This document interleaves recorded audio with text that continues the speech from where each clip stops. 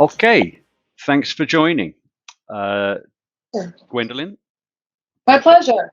appreciate you coming along. Thank you again. Today we're going to have a look at retainage, which is also known as holdbacks. And in it, we're going to be looking at retainage payables, although we do have a retainage receivables option. And Okay. for those who aren't completely familiar with the concept, the idea is that I create a purchase invoice and I'm going to hold 10% of it back and pay you at a later date.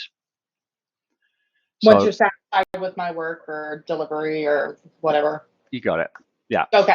Very Gotcha. common in the construction industry. And so with the screen we're looking at is actually a home builder screen. You don't have to use this in home builder, but a lot of home builders do use holdbacks. Did Mhm. you put your framing up correctly?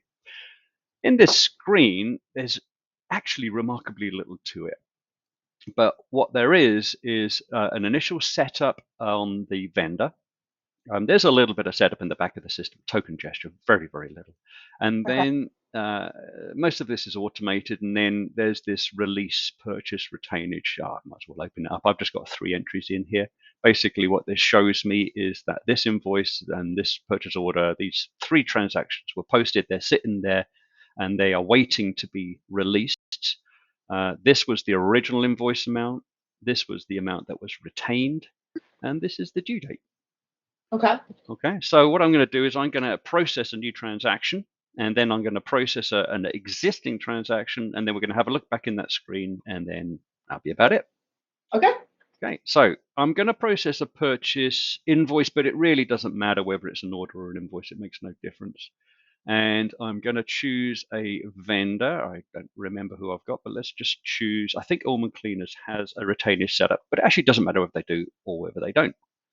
And I'm going to use the standard ABC 1, 2, 3, 4, and I think I haven't done any more of these. And I'm going to just process a GL account. Don't worry about these fields here. They are not related to what we're looking at. And I guess I can do some computer software. Quantity of 100 bucks. And I have not defined a tax code for this setup here. It doesn't really matter.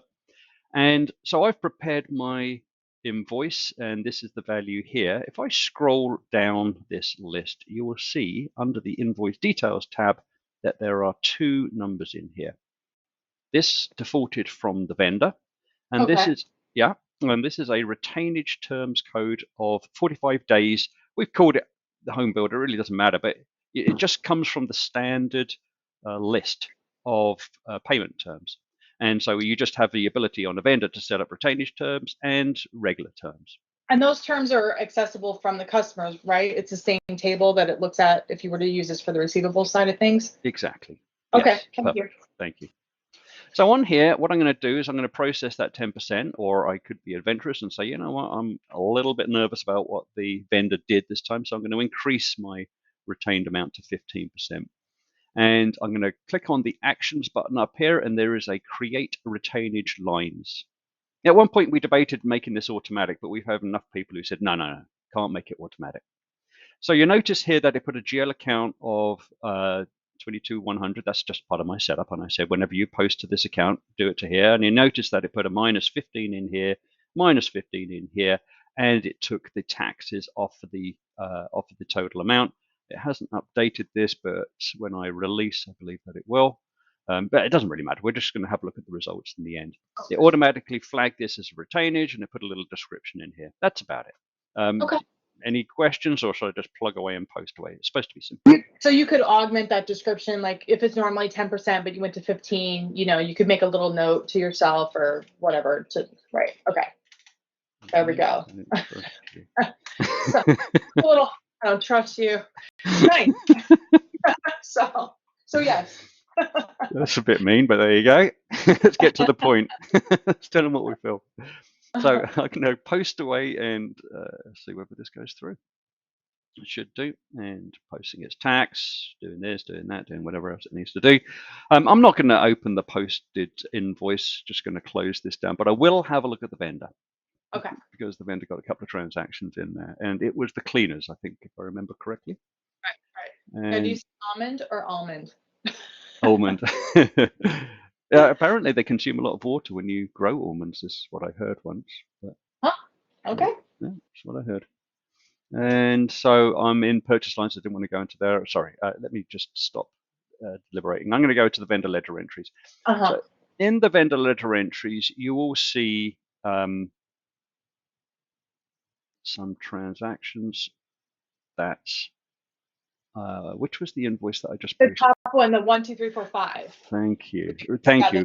Cool. Glad you can see it. I'm looking at too much data here. I'm wearing my special glasses today. So you will see on the vendor ledger entries that we're tracking all the regular amounts in here, and you'll see that there was a tax amount which was posted against this retainage. So that is charged at there. This is a Canadian database, so it's just GST, but it doesn't necessarily matter. And actually, I want to demonstrate how multiple taxes would work on this system. But you'll notice that there is a retainage amount, retainage remaining amount, and so on and so on. If I look at this, I can also go into, actually, I'm just going to open up the vendor, and I'm going to have a look at the vendor ledger entries. But I want to look at the vendor retainage entry. Sorry, it was under the related button. Oh, okay. So it has a separate grouping there. Okay. Yes, it does. So if I want to see what is being retained and what has not been paid off from these from this company, then I can see it. So it creates the vendor ledger entry. It also creates a retainage entry as well. So you can track this information in that way. So you can anyway. This is. I don't want to spend too much time on this. I hope that it's fairly obvious that we've got multiple ways of tracking the information. We haven't released anything yet, but what I would like to do before we go and release any retainage, I'd like to have a quick look at a purchase invoice, which I had with multiple tax lines, because we do get asked about that from time to time. So I pre-created one through, this is what I made earlier, through passive cuts. And you'll notice on here, standard GL accounts, you can use inventory, you can use any one of the standard pieces in here. It doesn't make any difference what you're using. But what I wanted to point out in here is that I got 3 $100 charges. One of them is GST only, which is a lower tax rate, and the other 2 are fully taxable. Okay. So I'm going to go ahead and create my retainage lines, and you'll notice that what it said was, okay, against the GST only amounts, we did a $10 retainage. Against the taxable entries, which is full taxable, then we got this additional amount in here. And so, yeah, that's just to demonstrate that it will summarize by tax group. So if I had 10 different tax groups across my purchase lines, it would summarize them all. And you're not going to get one retainage line per tax line, you get summarized. Yeah, it's a lot cleaner. Okay, that makes sense. Good, thank you. So I'll go ahead and post this one, not remembering what vendor invoice numbers I've got in here. And all I really want to do is demonstrate, I'm not going to open that purchase invoice.